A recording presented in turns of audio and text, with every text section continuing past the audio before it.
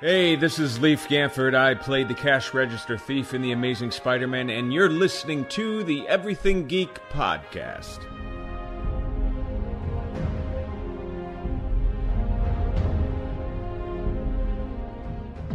Hey, this is Rich McDonald, and I play Commander David Mason on Call of Duty Black Ops 2. And you're listening to Everything Geek podcast.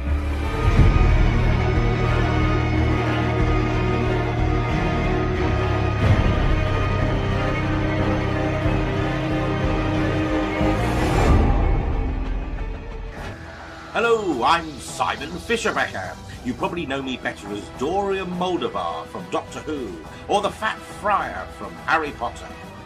And this is Everything Geek Podcast. Your attention, masters, mistresses. All systems functional for the Everything Geek Podcast.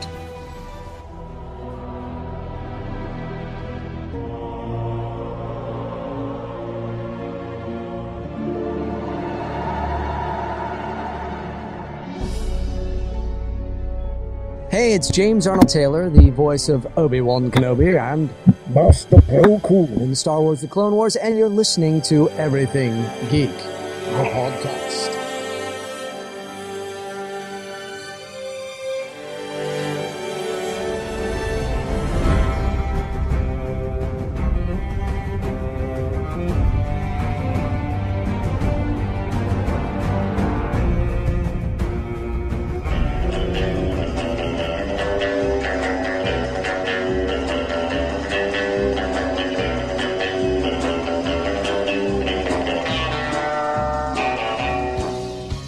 Face it, Tiger. You just hit the jackpot with the Everything Geek podcast.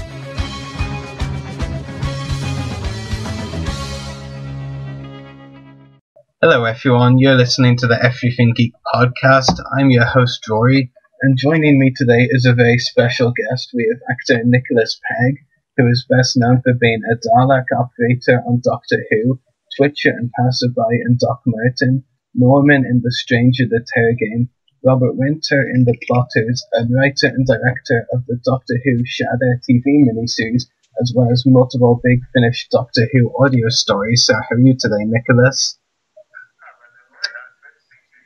Hello there, Rory. I'm very well, thank you. It's a pleasure to have you join us today on the podcast. You're very welcome. Oh, well, thank you. So getting right into the questions I have for you today, Nicholas. My first question is, how did you decide you wanted to become an actor? Gosh. Well, I suppose it's a familiar story. A lot of people who are actors. I, at a very early age at school, I was in a few school plays and things when I was really quite young, 8 or 9 or even younger, and came to realise that it was something I enjoyed doing and seemed to be reasonably capable of doing what was necessary. In other words, learning the lines and showing off, really. And I enjoyed it, and so it was always something that was there as a bit of a hobby. And I went to drama classes outside of school as well and took some exams in that, the way that some kids do music grade exams, that sort of thing. I was doing drama exams as well. And I had some very inspirational drama teachers. And I also had some very inspirational English teachers who introduced me to great drama, obviously Shakespeare and Rattigan and Oscar Wilde and George Bernard Shaw and what have you. And it just became a big hobby on the side that I just loved doing things. So when I went to university, not to do drama, incidentally, I did English at university, English literature. I was always, by that stage, just doing plays the whole time, acting in them and occasionally directing them as well. And actually, when I was at university, as it happened, I met a couple of people there who I'm sure you may know of as well. My old friend Barnaby Edwards I was at university with him. That's where I first met him. And indeed, a guy called Robert Shearman, who went on to do an awful lot to do with Doctor Who as well. Wrote the episode Dalek and has also written lots of books and Big Finish things and so on. And we were all, buddies at university together and were in plays with each other. And then after university, I thought, right, let's give it a go. So I actually then applied for drama school and got in and went to drama school. As indeed did Barnaby Edwards. We ended up at the same drama school, which was entirely a coincidence. It wasn't some kind of master plan that we'd worked out. We just sort of saw each other at the auditions and went, "Oh, hello, are you here?" And so couldn't get rid of each other. So we ended up going to the same drama school, and that was it really. And left drama school, started getting parts in this and that, and the rest is geography. Yeah, it's very interesting, especially that you studied English literature first, and the Doctor Who connections. Obviously, you mentioned with Barnaby Edwards and Robert Shearman, both of whom I am familiar with. You're right on that. Yeah, it's very interesting. Thank you for that. So, moving on to my second question, how were you initially hired to be a member of the team of Dalek Operators on Doctor Who? Gosh, that's another question that sounds like it's got a simple answer, but you'll be appalled to know that it's quite a complicated story, because it actually goes way back. It goes back to not long actually after I left drama school. I left drama school in let me get this right now, 1992. So I'd been working as an actor for about a year or a little bit longer, doing various things, theatre shows and so on. But it was quite early on in my acting career that I got a call from a guy called Kevin Davis, who I knew through a friend of a friend, Gary Russell, someone else who I'm sure you know. But anyway, Kevin phoned me up and said, I'm making this documentary about Doctor Who for the 30th anniversary. And Gary Russell says, you'd be a really good Cyberman. So I said, yes, Gary Russell is absolutely right. I'd be a brilliant Cyberman. No, it was really nice of Gary to recommend me for that. And so this was, of course, the 30 Years in the TARDIS documentary that I'm sure you're familiar with. And yeah, the first thing I did actually was I was the cyber leader going down the steps in front of St. Paul's Cathedral with Colin Baker and Nicola Bryant were there doing a little interview, and we were in the background cybering it up. And we did that I suppose it was in October 1993. And then the next thing I knew, a couple of days later, Kevin phoned me up again and said, right, now we're doing Daleks on Westminster Bridge. Do you think you could fit inside a Dalek? And I think I said, you try and stop me. I shall squeeze myself into a Dalek, whatever it takes. And at that point, actually, he said, and we've got loads of Daleks, is there anyone else you can recommend? So at that point, I recommended my old friend Barnaby. So Barnaby Edwards and I both went along, and for both of us, that morning on Westminster Bridge, again, goodness knows what time in the morning on a Sunday, was the first time that either of us did the Daleking. And then, after a pregnant pause of 20 years or so, do I mean 20 years? No, I mean more like 10 years, don't I? Sorry. When the series was coming back anyway, obviously, we had a bit of experience doing it because of that. We did the studio scenes as well in the documentary, And anyway, we both knew Nick Briggs as well, who was on board already to do the Dalek voices in the new series, what was then the new series. And Barnaby got the call to do the episode Dalek, which was great because Nick recommended him. And then when it came to the next one, which was the next Dalek story, which was Christopher Eccleston's last two-part story, I got the call as well. Barney put in a good word for me and said, I'm sure you remember him. He was awfully good and very cheap. And so anyway, I got the call and off I went, and we, and I joined the team again for Bad Wolf and Parting of the Ways, and I've been gliding around ever since, exterminating people. It's very interesting, and I'm sure you've exterminated a lot of people in your time working on the show. It has been an honour to exterminate every single one of them. Yeah, it's great to look through the script, and obviously when you get the script, you usually get the list of the cast, so you know who's going to be in it as well, and thinking, it's an honour to know who you're going. We've exterminated some of the greats. We exterminated Patterson Joseph in that first one. We've exterminated Penelope Wilton, of course. I mean, there's not many people who can boast to having exterminated the great Penelope Wilton. No, it's great fun, and even if we don't exterminate them, it's always great to work with these wonderful casts that they get on the show. Yeah, and it's very interesting to hear as well that you actually started off as a Cyberman, even if not in the show itself, but in the 30th anniversary, as you mentioned. That was very interesting. In the documentary, no, that was good. That was good fun. Yeah, and that was a sort of a 1980s type Cyberman, not a slightly different sort of costume from the ones they have nowadays. I don't think I'd fit into the ones they have now. They're so, the actors who play those, they're really tightly squeezed up against their faces, and it was modelled on a guy called Paul Casey, who I think is the chief Cyberman, as it were, and he was the kind of body model for that, and they tried to get all the other Cybermen to be about the same, similar sort of size to him, so they were all of equal height and build and everything, and Yeah, because of course we work with the Cybermen in the Doomsday story, the Bad Wolf, not Bad Wolf, is it? It's Army of Ghosts and Doomsday. I'm getting my titles all wrong today. Sorry about that. Yeah, that one, Army of Ghosts and Doomsday, and yeah, that was great fun. But yeah, what those Cybermen guys go through, so it was pretty tough in those costumes. They were so tight and so constricting, and also they couldn't sit down or anything like that. They were sort of leaning back against walls. At least we get to sit down inside our Daleks. Yeah, definitely. I mean, that's one good thing about Daleks, I guess. Yeah. They may kill a lot of people and exterminate them, but, they're comfortable to sit in, I guess, if you know how to, do that. That's right. It's quite luxurious in there. There's a couch and lots of nice soft furnishings and a couple of optics with a bottle of gin. And no, I wish. No, it's quite rudimentary in there, and it is quite tight. But yeah, at least we get to have a little sit down. Yeah, I was genuinely like, is he serious with all those, leather cushions or whatever it was? I wish. No, nothing like that. I mean, calling it a seat would, dignifying it with the name of seat is probably a little bit of a stretch. It's a plank, really, but hey, it's horizontal and you can park your bottom on it, so that's the main thing. Yeah, but it's very interesting to know that you went from, as you put it, cybering it up to Daleking it up, as I'm going to put it. So it's very interesting. Yeah. Unfortunately, I'm probably far too tall to be a Sontaran, so I'll never make the full set. But there we go. Yeah, yeah, absolutely. So moving on to my third question, can you talk about the difficulties in being a lead Dalek operator on Doctor Who?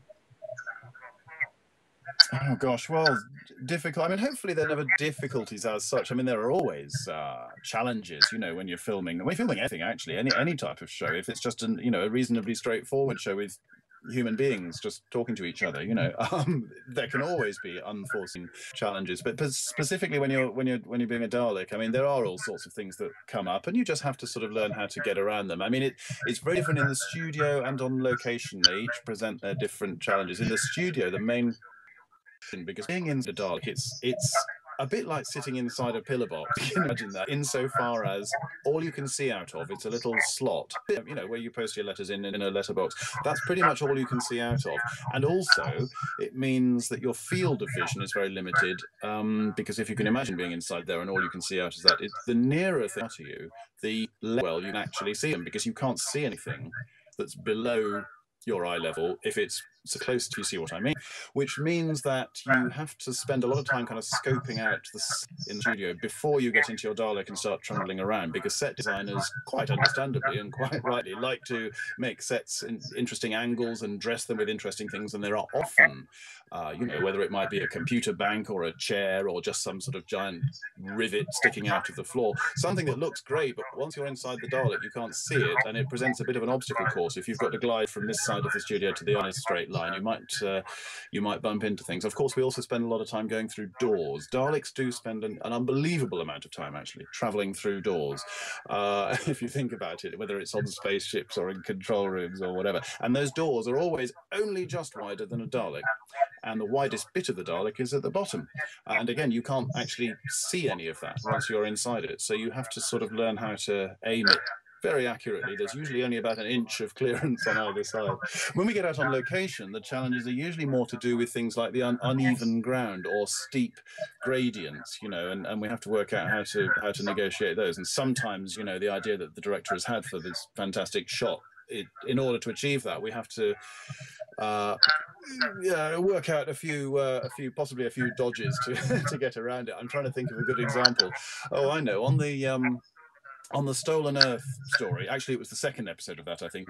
What was the second episode of that called? Journey's End. You remember the scene where the Daleks are testing the reality bomb in the depths of their spaceship? And we had all these prisoners there, and it was actually, that was shot on location in the middle of the night at some sort of disused steelworks a few miles outside Cardiff, and so there we all were at 4 o'clock in the morning or whatever it was, and it was a fantastic location on screen. It looked amazing because it had all these sort of chains and things hanging down and industrial decay. It just looked amazing, and you could see why it had been chosen as a location, and Graham Harper was getting these wonderful shots in there. But in reality, you know, in real life, I have to say, it was one of the most revolting locations I've ever been to. Not only because it was 4 o'clock in the morning and we were all freezing cold and it was raining outside and all the rest of it, but the entire place was coated in rust. Basically, it was, you know, there was an inch thick of wet, metallic, red, brown, yucky stuff, and you touched anything or sat on anything or trod on it, everybody emerged from that place at the end of that night's shooting just coated in this stuff. So it wasn't very pleasant, but of course it looked great on screen. But there's a scene right at the beginning of that, I think it's the first bit on that location that you see, where the Daleks are coming in with the prisoners, and there's a Dalek coming up a ramp towards the camera, and that's me. And it was a really steep gradient, this ramp, and there was really, you know, we had a couple of goes and it became fairly obvious that there was no chance. It just wasn't going to happen without, you know, I needed a bump start, really. I needed a you know, a really good push to get going. Indeed I did, and because Graham wanted the shot to all be in one, you know, without cutting away, the guy who gave me the big push, who was a guy called Phil Shellard, who's in charge of props, he was one of the many unsung heroes of the show who you never see on screen, and his name whizzes past very quickly at the end. But he helped us out so many times. He worked on it right up to around about Asylum of the Daleks, right from the beginning. So he was a good friend and colleague of us Daleks. He's actually behind me in that shot all the way through it, keeping himself squeezed out of shot, but he is actually kind of pushing me up the ramp while I'm doing the rest of it, you know, controlling and steering and doing everything. But the actual locomotion, the ramp was far too steep for me or anyone to be able to get up. So yeah, I'm basically just being pushed up like as though I'm being pushed onto the back of a lorry or something. But if you didn't know that, which now you do because I've told you, you probably wouldn't have noticed it because yeah, it was very good, and I think we got away with it.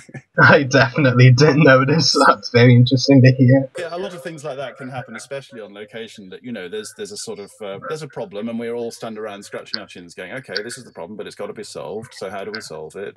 And it's often something very, very low tech like that, like get Phil to crouch down behind it out of sight and give me a bloody good push. And yeah, other times when we were doing actually the same story, there's a scene where we were out on the streets with people coming out of their houses, and we were threatening them and telling them to go back in, and we exterminated a family in their house. I'm sure you remember that scene as well. For that scene, some of us were actually put on camera tracks, you know, the dolly tracks. So we were actually whizzing along, absolutely no trouble at all, gliding along beautifully. It was the easiest thing in the world until you got to the end if you were going too fast, and then you could fall off, and that wasn't much fun. But yeah, all of these things, you know, come into play because we always try to avoid wobbling around on the ground. You know, if the terrain is uneven, there's nothing more off-putting than a Dalek that's kind of waggling about. So we do our best to be smooth at all times. Yeah, it's very interesting, and it was very interesting what you were saying earlier about the visibility being a problem as well, because yeah, that is a common theme that I've heard from obviously you as well now, but for in likes of Doctor Who and other fantasy or sci-fi like shows or films, you know, the like alien character, the people that play alien characters, like that really is a thing, you know, visibility is a big thing. I mean, not just aliens, actually, like stormtroopers in Star Wars, for example, you know, they have visibility problems too. I'm sure it's exactly the same syndrome because, of course, you know, the common thing that we all have in common is that we're inside some marvelous creation of latex and fiberglass and metal and whatever it might be, and of course the people who design it do their very best to make it practicable and make visibility possible so that the thing works, but equally obviously in order to make it look like a fantastic stormtrooper or alien or robot or Dalek or whatever it is, then, you know, there are bound to be compromises, and yeah, it's just, you know, and it's part of our job obviously to work out how to get around that and how to negotiate it. We always rehearse with our tops off. I mean the tops of the Daleks. I don't mean we go around with no shirts. I genuinely thought that's what you meant. That would be horrifying for everybody. No, I don't mean that. No, I just mean we initially don't get into the Daleks at all. We just, you know, stand around as the other actors do, and we rehearse the scene together. And at that point, the director is thinking about where exactly he or she, the director, wants us to come in. You know, to glide in at this door or that, or go past the camera, or so they. obviously, as soon as we get into the Daleks, the whole thing becomes a lot more time-consuming, explaining to us one by one, shouting through the grill at us what they want us to do. So it's far better to work all of that out before we even get in, and then we know what our movements are and where we are and what we're going to be doing. And then we get in and rehearse the whole scene properly, but only with the bottom half of the Dalek. So again, if the director changes their mind, they can say, oh, actually, no, hang on, wait until that line before you move, or go slightly further to the left on that bit, or whatever it is, because again, it's so much quicker to communicate that information before we get bolted inside. And eventually, once we've got the hang of it and had a few goes at it, they come along with the rest of the Daleks, and we do get bolted inside, and then we give it a go and hopefully get it right first time. And if not first time, we usually get it right second time. Yeah. And hopefully both times with, the shirts on.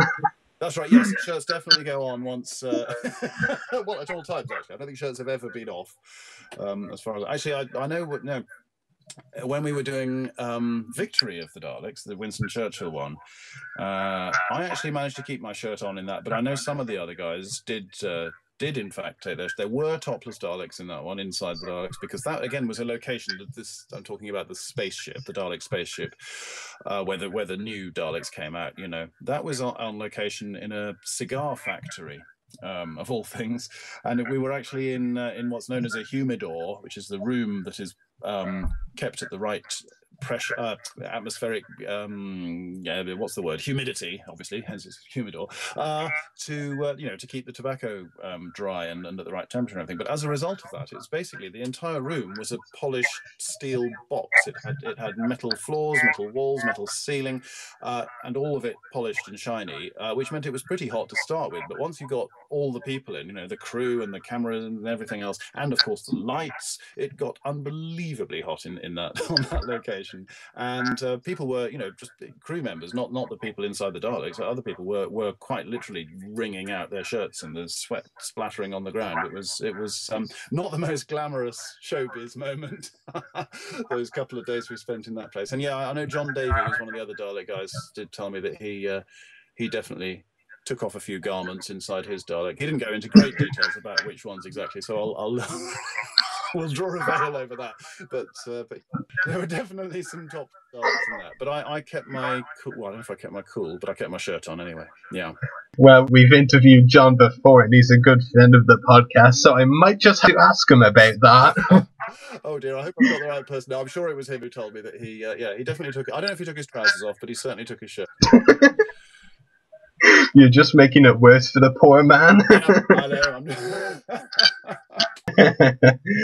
Okay, so moving on to my fourth question. You've got to work on a lot of popular Doctor Who episodes featuring the Daleks, but which were your favourites to work on? Oh gosh, it's an impossible question to. I know Nick Courtney always used to say that thing, didn't he, about the Doctors? Splendid chaps, all of them. But they were splendid stories, all of them. I know, they've all been great pleasure to work on. I mean, it's such a privilege to work on a show like Doctor Who anyway, full stop.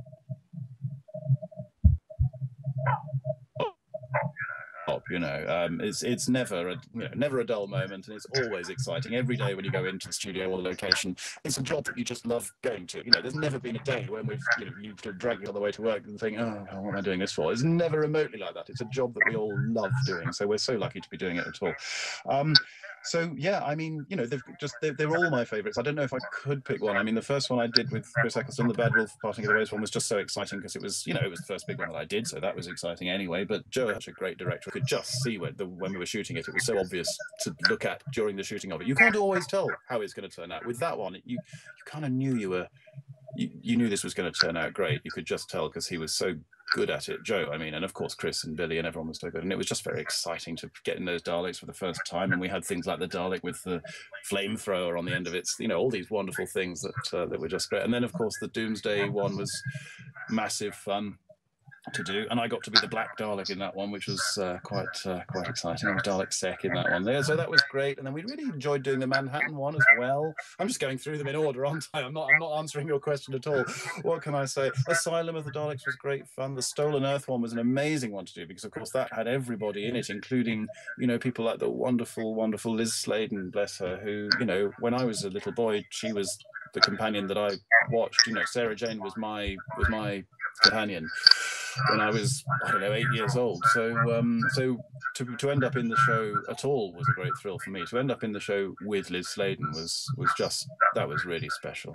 And of course everyone else in that one as well. I mean, that was just a wonderful one. And then to be involved in the 50th as well, you know, Day of the Doctor was an incredible one. I mean, the Daleks didn't have a huge part in that, but we were up in that blasted wasteland in the middle of them for a couple of nights. Blasted wasteland somewhere north of Pontypool, doing those all that stuff. We always love doing the stuff with, you know, fire and pyrotechnics and explosions and things. And Danny Hargreaves, the guy who's in charge of all of that, was absolutely in seventh heaven, I think, on that one, because there were lots of big bangs. And you know, our job was to come gliding through the flames on several occasions, and that was just great fun doing that. I remember Danny saying, you know, because he's always very, very incredibly safety conscious, as these people are. They're so brilliant at their job, and Danny is he's so conscientious, I'm delighted to say, but he's very good at, you know, he'll go along before the shot, because obviously when you first rehearse it, you rehearse it without the bangs, because bangs are expensive and they are time consuming to replace them as well. So of course when we rehearse it, none of that happens. And then when we come to do a take, Danny will walk along the set while everyone pays attention, and he'll say, right, first of all, a bang's going to go off right there, and then 2 seconds later a bang's going to go off over there, and then one's going to go there, which is when the stuntman's going to fall over, and then this bang's, and he talks you through the entire thing, so there's no surprises, you know what's going to happen. But and he did that on one of the ones on Day of the Doctor, and then I remember he then turned to us and said, oh, and guys, Dalek operators, there might be a bit of fire on the ground, but just carry on coming through it. And we thought, what? Really? Oh, okay. And he was right. There was a bit of fire on the ground, but not much. But yeah, certainly lit up the inside of my Dalek for a moment as I trundled over it. But nothing caught fire. Oh, it was great. So that was huge fun doing that one. Absolutely massive fun. And Nick Hurren, who directed that one and also directed Asylum of the Daleks, he's a fantastic director. Again, it's just wonderful watching him putting the shots together, and you know, I love watching the directors at work working out, you know, doing that shot. It's just fascinating to watch, and wonderful to be able to make a small contribution to what they're putting together. Definitely, and that all sounds really great. Like, Day of the Doctor visually was definitely very impressive. It's great to hear a bit of the backstory about, you know, the fire in those episodes. I mean, it was visually very impressive. Yeah, and of course that was also shot in 3D, wasn't it? That one. Yeah, it was. Again, you know, with the 3D cameras and seeing what they, you know, the techniques to enhance the 3D process again was just fascinating to watch, because there is a certain extent to which, you know, they try to make sure that there are always 3D elements, as it were, in any show. I mean, obviously what we're doing is in 3 dimensions, but just having ash, there was an awful lot of ash blowing through the air, for example, on that one, because that, you know, obviously fills the air at different distances from the camera and helps to enhance the 3D effect. So before pretty much every shot in those battle scenes, one of the things that would happen would be that they'd fire up the fan and billow a load of bags full of ash in front of it, and off it went flying through the air just before action, you know. And things like that were just it was lovely to see. It takes a long time to shoot stuff like that, but it's worth it in the end because it just looks so fantastic. I completely agree. Moving on to my fifth question. Outside of the TV show, you've also done a lot of work on the Big Finish Doctor Who audio stories, including writing, acting, and directing. But which have been your favourite stories to do for Big Finish? Oh gosh! Again, it's the old favourite thing, isn't it? That they're all, in one way or another, they're all my favourites, because it's like trying to choose your favourite, you know. Your favourite, well, it's a bit melodramatic to say your favourite children, because of course it's nothing as important as that. But you know, you have a soft spot for everything that you do, really. I mean, I've been very lucky with Big Finish to have been involved in some great ones. I mean, I did a story called The Holy Terror, which Rob Shearman wrote, which was the first one that he did. I actually recommended Rob to Gary Russell as a potential writer for Big Finish, because I knew that Rob was a great writer. And as I said to you earlier on, I knew him from our university days. And then Gary came to me and said, would you like to direct it? Which was great, and that was a really special script. That was, you know, it was quite an early one, and Big Finish hadn't really done anything quite so out there as that by that point. And I was lucky enough to get a fabulous cast for that one. We had the wonderful Sam Kelly, who very sadly died just recently, who was the main sort of guest actor in that, and we had the wonderful Roberta Taylor and Peter Guinness in that as well. And it was a great story, great script, and the cast were really good. And then of course I was able to do one of my own, the one that I wrote and directed as well. So that was a lot of fun. That was one called The Spectre of Lanyon Moor with Colin Baker and the great Nicholas Courtney, who was another great friend. And so, you know, that was a great pleasure to do. And the Big Finish version of Shada, of course, with Paul McGann and Lalla Ward and all sorts of wonderful people in the cast of that. So, you know, I don't know, they're all great fun to do. One of my favourites actually was one that I didn't direct or write or anything. I was merely a humble actor in it, but I was in one called The Pirates, Doctor Who and the Pirates, which Barnaby directed, and it was written by Jack Rayner, who's a brilliant writer. And I don't know if you know that one, but it's with Colin Baker and Maggie Stables, and a very good cast. We had Bill Oddie as the Pirate King in that. It was fantastic. He was a lot of fun. But one of the things that was extraordinary about the Pirates was that the third of the 4 episodes was musical, and we all had to sing songs. It all burst into pastiches of Gilbert and Sullivan songs with Doctor Who lyrics, which was great fun. So Barnaby had to cast people who were reasonably capable of singing as well as acting. But the part I was playing in that was great fun as well. I was playing an absolutely useless sort of drip of a 18th century sea captain. So he was a real sort of upper class twit of the year, which for some reason Barnaby thought I would be ideal for. I can't imagine why. But yeah, I sort of based him a bit on, obviously he was male, but he was sort of a male version of Margot from The Good Life. That was what I had in mind. Maybe I shouldn't say that, because then people will listen to it together and go, oh yeah, he's just doing an impression of Margot. But I was sort of doing it like that, you know, and just, oh no. And I was just thinking of Penelope Keith going, Jerry, really. was sort of what I based it on. But it was great fun. And of course, I'm talking of pirates, I'll just say one more thing actually. Another Big Finish that I loved doing and was a great pleasure to do. It wasn't a Doctor Who at all. It was, again, it was one of Barnaby's projects, but it was an adaptation of Treasure Island that was released just a couple of years ago, which was something that Tom Baker really wanted to do. When Big Finish first hooked up with Tom Baker and he started doing Doctor Who's with them, he mentioned to them that he'd always wanted to do another version of Treasure Island, because he played Long John Silver, I think, in a stage production of Treasure Island many years ago, and he wanted to do it again. It was one of his favorite parts. And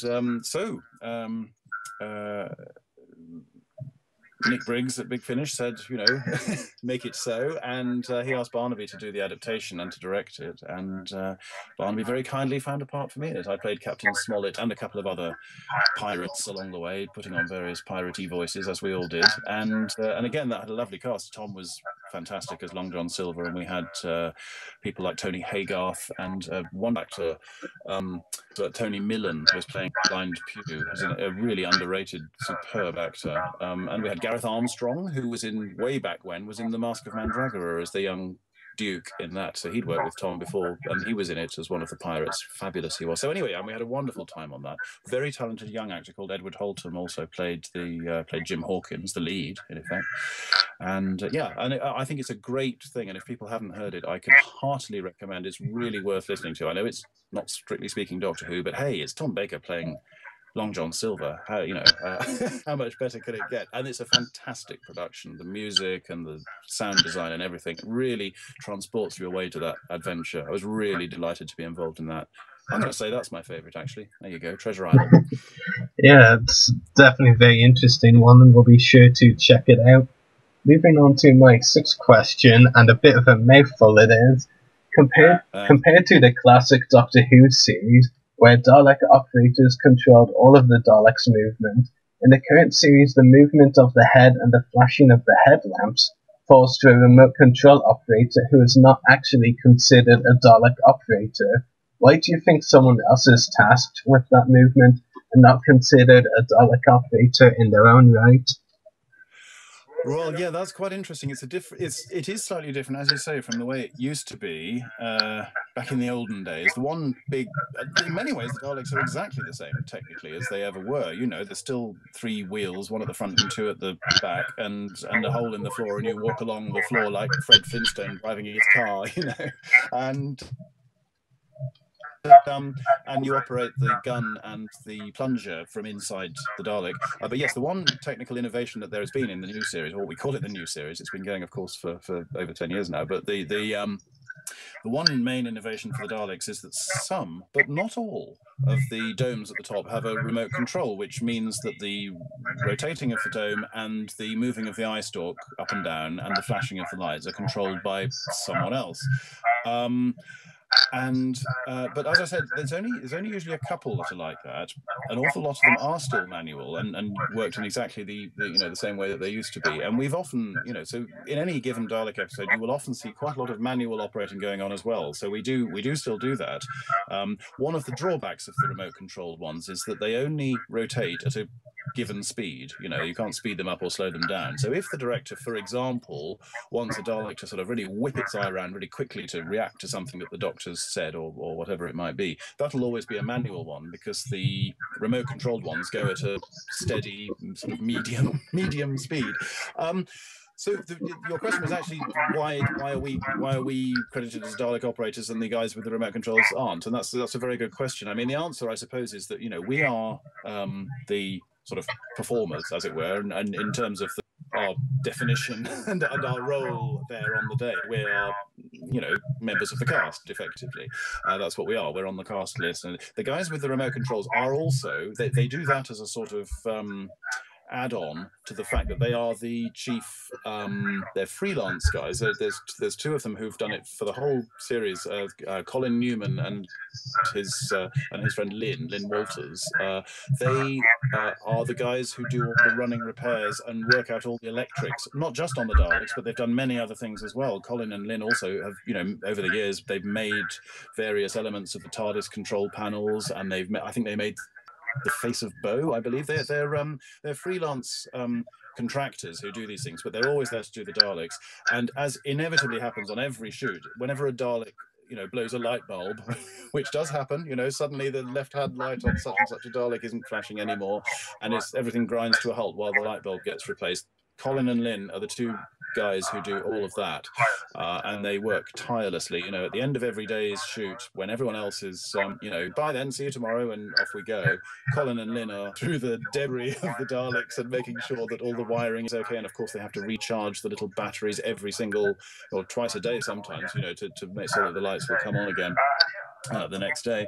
And yeah, along with all of that, they're the guys who do the remote control operating. Yeah. So over the years, Barnaby and I and the other guys have built up a real sort of, it's a team effort, of course. It's a team effort with us and with Colin and Lynn and with Nick Briggs, who does the voices, and with everybody else as well. And it's a little family, so every time we do an episode and we greet Colin and Lynn again like old friends. We are old friends. We wouldn't be able to do it without them. And, likewise, they wouldn't be able to do it without us. So it's a team effort. That's very interesting and informative. Thank you for that. Moving on to my last question. Do you have any upcoming acting roles or any other projects you would like to talk about? Oh, gosh. Well, I haven't got any sort of Doctor Who news at the moment, I'm afraid, to tell you about, but what can I tell you? I'm currently, myself, right in the middle of a writing job, because when I'm not being an actor and when I'm not directing, which I sometimes do as well, I also write things, and among the things I write is, I write quite a lot of pantomimes, Christmas pantomimes for theatres around Britain, and although I'm speaking to you on, what is it today, July the 6th, it's the middle, it couldn't be more midsummer if it tried, this is actually the time of year that Christmas pantomimes get written, because of course theatres need to get them cast, they need to design the scenery, they need to sort out the budget for Christmas, and before you know it, it's pantomime rehearsal time comes around in October or whatever it is. So anyway, the script obviously is the first thing that has to get written so that the sets can get designed. So the script's getting written now, and I'm halfway through writing this year's brand new production of Aladdin for the Queen's Theatre in Hornchurch. Oh yes, I am. And so yeah, although it's glorious sunshine outside, I'm sitting at my desk, most days at the moment, just trying to think up corny, festive jokes for panto including. Yeah, they've got to be quick as well. Panto jokes. There's no point. You can't. A pantomime joke can't be. Three guys go into a pub and the first one goes up to the bar and that's not the right sort of joke at all. It's got to be a total ba-boom.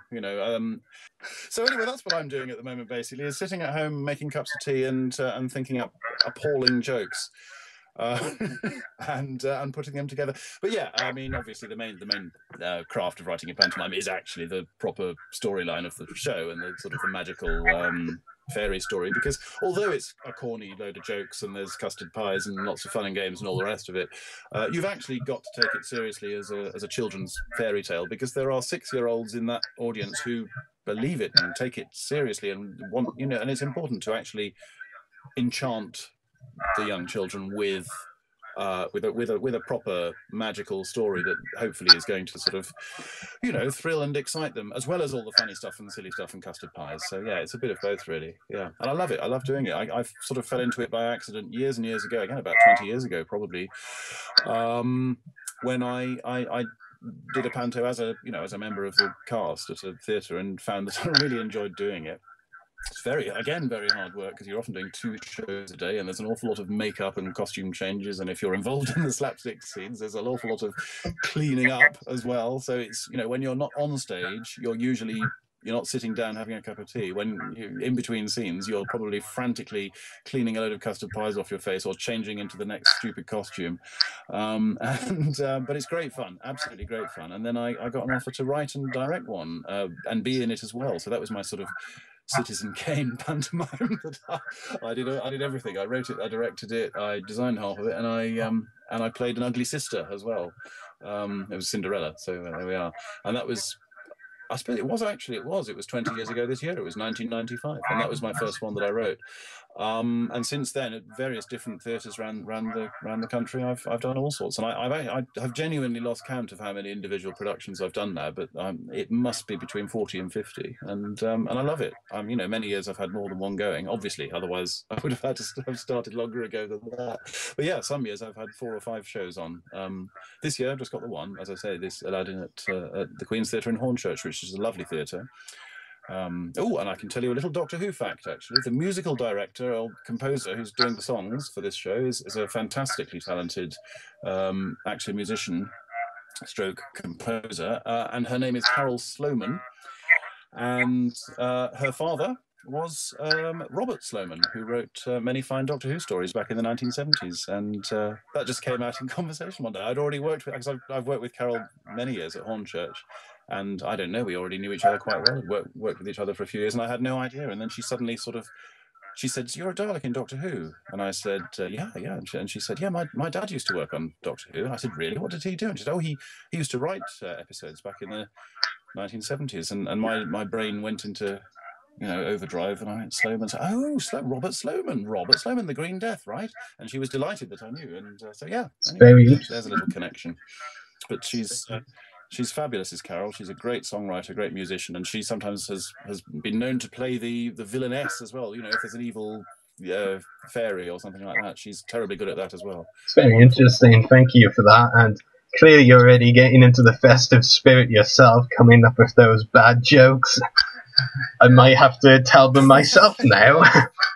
Yeah, if I'm ever in a conversation with someone, like, can't think of anything to say, and I'll just say bad jokes, I'll think of those two.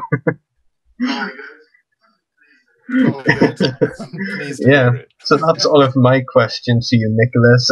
We do have a question for you as well from one of our live listeners. The Best is his name, but I'm not sure if it's his actual name, or if it's actually a he or she.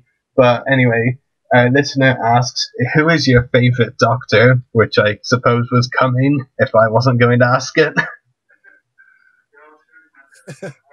Gosh, who is my favourite Doctor? Well, again, I'm going to have to plead the Fifth Amendment, or the Nick Courtney Amendment, and, you know, splendid chaps, all of them. They are all wonderful. I've been incredibly lucky that I've worked with so many of the Doctors, because, of course, I you know, since the series started, I've worked with Chris Eccleston and David Tennant and so on and so forth. But through Big Finish and various other things, I've worked professionally in one way or another, not always involved with Doctor Who, but in one way or another with every Doctor from Tom Baker onwards. Actually, yeah, I have, yeah, which is great. What an absolute privilege. And I met John Pertwee as well a couple of times back in the day. I never actually got to work with him, and I met Patrick Troughton actually once as well. So gosh, there we are. All of them apart from William Hartnell. Aren't I lucky? Wow. And they're all wonderful people. They're all wonderful doctors, and they're wonderful actors to work with. I couldn't possibly choose a favourite. They're all just wonderful in their own ways. You know, Chris Eccleston was so great to work with. He was very he was very nice to us. He was lovely. You know, he really looked after everyone in the cast, and sort of he would always come around and make sure everyone was happy. And you know, if you had a cup of tea, all right, and everything. And he was great to work with. You know, seeing that sort of passion in his eyes, it was quite scary sitting inside a Dalek. There's a bit on the Dalek spaceship, you know, in Parting of the Ways, when they land the TARDIS and on the sort of deck of the Dalek spaceship with the Emperor there, and he comes out and has a right old shout at the Daleks. And there's a bit where he turns around and shouts at them, and we all sort of recoil a little bit, retreat. And it was recoiling was easy to do because it was terrifying. Seeing his Dalek hatred, passion in his eyes was, you know, he really believed in it. You know, he really put his all into it. It was wonderful. He was great to work with. And then of course David and Matt and so you know, all of the ones that we've worked with have been wonderful. I mean, going back to myself as an 8-year-old boy, you know, Tom Baker was the Doctor. I mean, John Pertwee was the first one I remember watching, and I loved him. And when Tom Baker first came along, I'm not sure I was too happy at all. I really missed John Pertwee, and it took me a few weeks to adjust to this strange newcomer with the big toothy smile and the curly hair. But by the time it got to, you know, the Ark in Space, I can remember watching that and just thinking, this is amazing. So I suppose, you know, the 8-year-old boy in me is always going to be a Tom Baker boy, you know, because he was the Doctor when I was at my most impressionable, and he was great, wasn't he? I mean, he was wonderful, and those stories were so wonderful. So I don't have a favourite Doctor, I really don't. But as I say, you know, you can take the 8-year-old boy away from Doctor Who, but you can't take. Does that make sense? No, it doesn't. Anyway, yeah. Let's say they're all brilliant, but I watched Tom Baker when I was 8. So hey, Tom's probably just got a millionth of a extra point above all. That's a very reasonable answer. So that's all of our questions for you today, Nicholas. It's been a pleasure talking to you on the podcast. It's been a pleasure talking to you too, Rory. Thank you very much, and thank you everyone. You're very for welcome, and hopefully we can talk to you again at some point. Great, so I'll talk to you again soon then. Bye, and thanks again for joining us. Bye. Bye then, my pleasure. Bye-bye. So that was our interview with actor Nicholas Pegg. I hope you enjoyed listening to it. So time to wrap up today's show. So make sure to check out our podcast links. Check out our Facebook page, www.facebook.com/everythinggeekpodcast. Check out our YouTube channel, www.youtube.com/user/everythinggeekcast. Check us out on Twitter, twitter.com/everythinggeekp. Check us out on Instagram, instagram.com/official-everythinggeekpodcast. Check out our Mixcloud profile, www.mixcloud.com/everythinggeekpodcast. Email us at the below email, everythinggeekpodcast@gmail.com. Check out our companion podcast, Everything Geek Comic Cast, www.facebook.com/everythinggeekcomiccast. Make sure to check out the hosts' YouTube channels. Mine is www.youtube.com/user/Separatist Destroyers. Check out Nicholas Pegg on Twitter, twitter.com/Nicholas Pegg. And check out Channel 113 broadcast live from www.channel113.com. So geeks out, everyone.